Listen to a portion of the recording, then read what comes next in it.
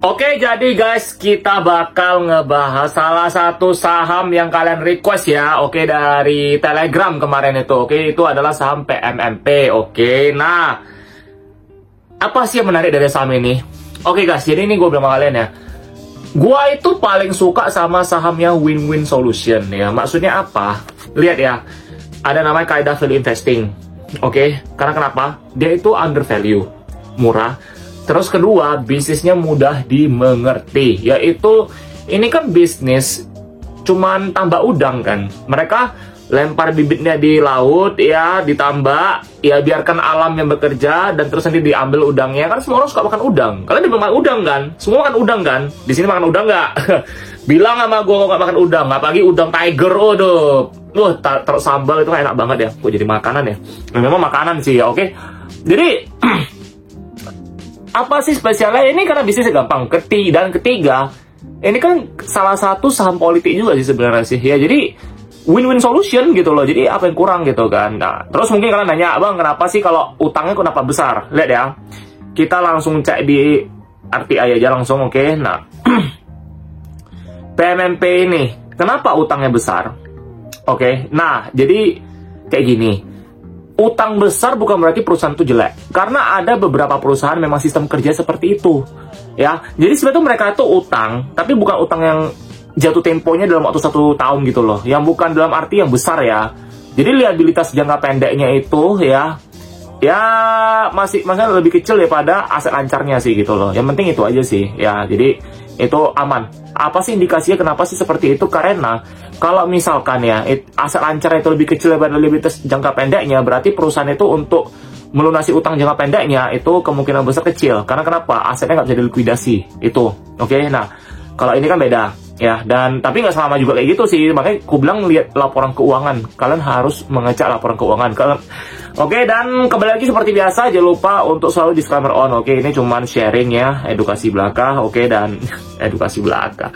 Oke, ya cuma sharing. Oke, dan kita ini ya buka aja kan cuma membeli suatu saham ya. Oke, untung rugi kalian tanggung sendiri ya. Jadi ini cuman benar-benar dari apa yang gue tahu. Kok kalian punya informasi tambahan silahkan ditulis aja ya, biar lebih lengkap lagi konten kita. Oke, nah kita mulai dulu nih, kita lihat ya, dari profit itu memang lumayan besar untuk sekelas dia ya, dan bisnisnya itu memang bagus ya, gampang di ngerti lah, udahlah.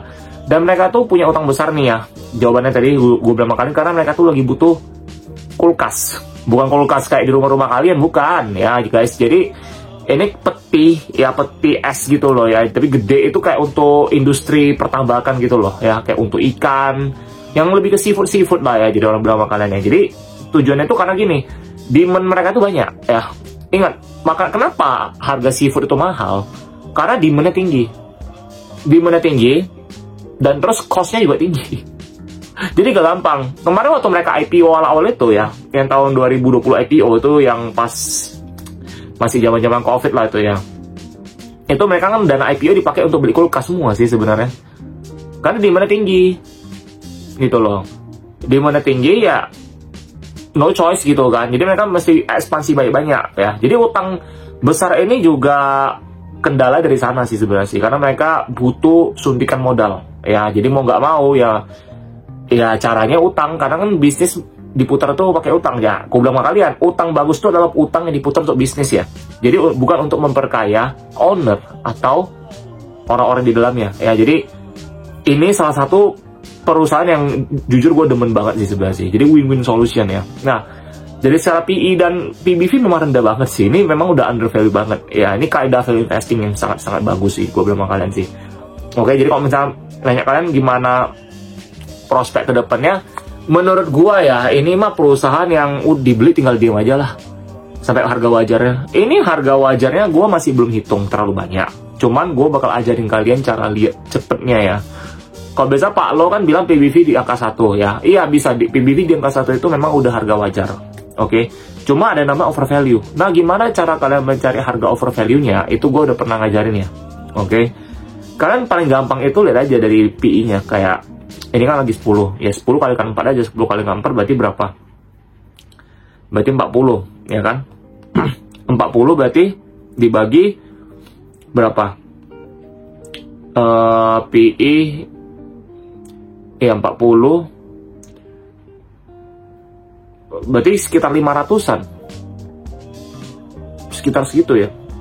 700 lah, sorry 700-an berarti. 700-an ya. Sekitar segitulah. Jadi kalau gua biasa gua hitung valuasi itu gua tuh nggak muluk-muluk dah. Ya, at least PBV 1,2 itu udah bagi gua udah over value. Kecuali memang kalau dia punya laba makin gede. Biasa laba makin gede itu PBV bakal ngikutin juga sih sebenarnya. Karena kenapa? Ada nama suntikan modal. PBV itu sebenarnya dari sana sih hitungnya gitu loh. Jadi gampang banget dah. Pokoknya investasi itu bawa enak aja, udah gitu aja. Jadi cuma nggak santai-santai amat ya, karena kita masih nunggu ya. Jadi ingat kata-katanya siapa, Warren Buffett atau siapa bilangnya. Kalau kalian menganggap investasi itu menyenangkan, berarti ada yang salah dengan cara investasi kalian. Itu aja sih ya. Jadi gampang banget. Mereka bagi dividen, tapi udah nggak lagi. Oke. Nah, momentumnya apa lagi, Bang? Momentumnya apa lagi? Ingat, udang yang mereka jual ini ekspornya banyakan ke mana? Jepang kan? Jepang itu terkenal dengan kayak ebi fry ya, itu makanan Jepang lah.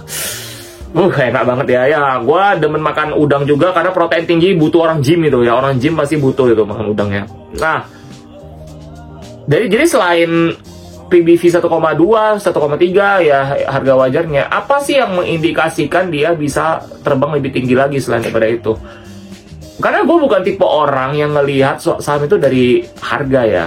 Gue cuma melihat dari momentum sama bisnisnya aja sih. Gak ada lain sih. Nah, momentumnya kalau memang kita bilang saham politik ya, saham politikus gini, politik ya. Ini sih bisa lebih lagi sih. Cuman kalau gue saranin kalian, jangan terlalu greedy juga. Ketika dia sudah mulai rally, ya 1,3 tuh, misalnya udah lewat 1,3 nih PBV-nya, ya biarin aja. Kalian bikin target sendiri aja gitu loh. Kalau ini kunci buat kalian ya, kenapa gue bisa kadang dagger gitu ya. Jadi gue tuh udah targetin, kalau misalnya dia udah lihat 1,2, oke. Kalau misalnya dia udah misalnya momentum udah mulai habis, ya udah 1,2 gue jual semua. Karena ingat, kita yang penting kita udah beli di harga bawah, itu aja sih. Harga net value itu udah paling aman dah. Lo PBV 1 aja tuh udah paling bagus sih sebenarnya sih. Cuma kan ya mungkin kalian ada yang nafsu dan sebagainya ya. Itu saran gua buat kalian, itu aja sih, gak ada yang lain lagi sih. Karena sepengalamanku beberapa saham gua dulu kayak gitu. Gua liat rata-rata rasionya ya, PBV-nya ya. Kita bukan ngomong gorengan-gorengan yang gak jelas dah, kita ngomong kayak gitu loh. Kita cuma ngomong yang bener-bener under value dan sampai harga wajar ya. Seberapa sih gitu loh. Jadi kalau misalnya kalian nanya gue, Bang, kalau misalnya kayak perusahaan sebelah yang sampai 5, 6 kali, 10 kali, 20 kali, ya itu mah udah urusan mereka ya. Kita fokus di kita punya bisnis aja ya, jangan urusin bisnis orang. Kalau enggak nanti kalian nggak bisa profit ya, kalian sia-sia kalian mendalami bisnisnya. Oke. Jadi memang hitung harga wajar itu juga nggak susah ya guys ya. Ikut cara Pak Lo Keng Hong aja udah. Hitung-hitung TK aja, PBV 1 udah gitu aja. Oke, itu udah paling gampang lah gue bilang sama kalian. Oke. Nah, bentar ya, 1540. Iya, 600. Iya, 600 700 sih ya. Bener. Jadi tadi kan cara hitungnya gitu sih. PI kalian asumsi 15 kali gitu kan. Berarti ini 10 kali 4, 10 kali 4, 40 kali 15 berarti berapa? PI kita asumsi 15 kali, berarti ya 600 kan, harga wajarnya 600, 700 lah kita ngomong lah. Gitu aja sih, memang bener kan susunan PBV-nya. Oke. Nah, terus kalian nanya gua, Bang, ini perusahaan dia ada kemungkinan ekspansi ke lini lain nggak? Mungkin kayak ikan, salmon kayak atau apa? Kayak kalau menurut gua ya, kalau dia udah ada niche-nya, udah ada target marketnya, dia bakal di sana aja sih. Jadi memang secara bisnis mungkin agak membosankan, tapi memang inilah saham-saham tipe kesukaannya Pak Warren Buffett. Ya, Warren Buffett itu selalu ngomong, di bukunya itu dia ada ngomong kan, belilah saham yang perusahaannya membosankan. Karena bisnis yang membosankan itu akan memberikan kalian cuan. Memang bener aja sih, gue paling inget gue invest di mana ya, bosan banget sih gue nunggu sih. Tapi ya, at least bagger 1 kali sih gue sih. Ya. Oke. Udah lama lah itu ya, gue dulu di INCF itu, gue bagger itu lumayan lama tuh gue pegang itu hampir mau setahun juga itu.